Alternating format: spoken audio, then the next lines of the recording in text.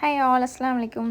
இன்றைக்கி ஈவினிங் போல் எங்கேயாவது வெளியே போயிட்டு வரோம், பக்கத்தில் தோப்பு இருக்கு போய் பார்த்துட்டு வரோம் அப்படின்னு சொல்லிட்டு கிளம்புனோம். ஈவினிங் டைம்னால ரொம்பவே அமைதியாக இருந்துச்சு. பாப்பாவும் வரேன்னு சொன்னனால எல்லாருமே சேர்ந்து அப்படியே நடந்து போயிட்டு இருக்கோம்.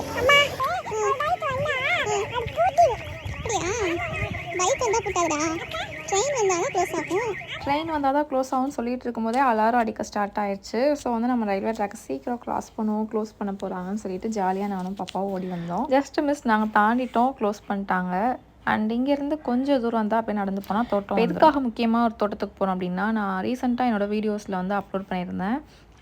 ஒரு குட்டி ஆட்டுக்குட்டி வச்சுருந்தோம். அது வந்து அவங்க அம்மா விட்டுட்டு போயிடுச்சு அப்படின்னு சொல்லிட்டு, சரி வந்துட்டோம் அப்படியே பார்த்துட்டு வந்துடலான்னு சொல்லிட்டு தான் தோட்டத்துக்கு வந்தோம். அதுக்கு தான் முக்கியமாக பாப்பாவும் கூட வந்தாங்க. அண்ட் இங்கே என்னென்ன செடிலாம் இருக்குது அப்படின்றதையும் உங்ககிட்ட நான் ஷேர் பண்ணுறேன். இந்த ஃப்ரூட்டோட நேம் உங்களுக்கு தெரிஞ்சால் சொல்லுங்கள். இது வந்து ஒரு ஸ்ட்ராபெரி, அந்த ப்ளூபெரி இருக்குல்ல, அந்த மாதிரி ஒரு பெரியோட வெரைட்டி தான் இது.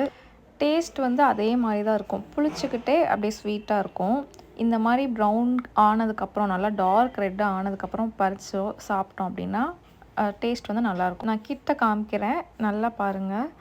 இது வந்து எப்போவுமே வந்து இந்த மரத்தில் அதிகமாக காய்ச்சிட்டே இருக்கும். நல்லா ரெட் ஆகிடுச்சு அப்படின்னா தொட்ட உடனே கீழே விழுந்துடும். அந்த அளவுக்கு வந்து நல்லா பழுத்திருக்கும். பழுத்ததை சாப்பிட்டு நல்லா எம்மியாகவும். இந்த மரம் ஃபுல்லாக இருக்குது பாருங்கள், குட்டி குட்டி குட்டியாக. உங்களுக்கு பார்த்தாலே தெரியும்னு நினைக்கிறேன். இதை ஃப்ரெஷ்ஷாக பறித்து சாப்பிட்றதுமே ஒரு நல்லா தான் இருக்குது. இப்போ உங்களுக்கு நல்லாவே டிஃப்ரென்ஸ் தெரியும் பாருங்கள். ஒன்று நல்லா ரெட்டாக இருக்குது, இன்னொன்று வந்து லைட் பிங்க்காக இருக்குது. டார்க் ரெட்டாக இருக்கிறத நம்ம இப்போ பறிச்சோம். இந்த செடியில் வந்து முள் இருக்கும் அதிகமாக, ஸோ பறிக்கும்போது கொஞ்சம் கேர்ஃபுல்லாக பறிக்கணும். அண்ட் நாங்கள் ஒருத்தனை பார்க்க வந்தோன்னு சொன்னேன்ல, அவன் இந்த தான் இருக்கான். பார்த்த உடனே பக்கத்தில் வந்து நின்றுட்டான். இவனை நீங்கள் வந்து என்னோடய ப்ரீவியஸ் வீடியோவில் பார்த்துருப்பீங்க. குட்டியாக இருந்திருப்பான், இப்போ கொஞ்சம் வளர்ந்துட்டான். இவனுக்கு கம்பெனிக்கு இன்னும் 2 பேர் வாங்கி கொடுத்துருக்கோம். அவங்களும் நெக்ஸ்ட் மந்த் பிரியாணி ஆயிடுவாங்க.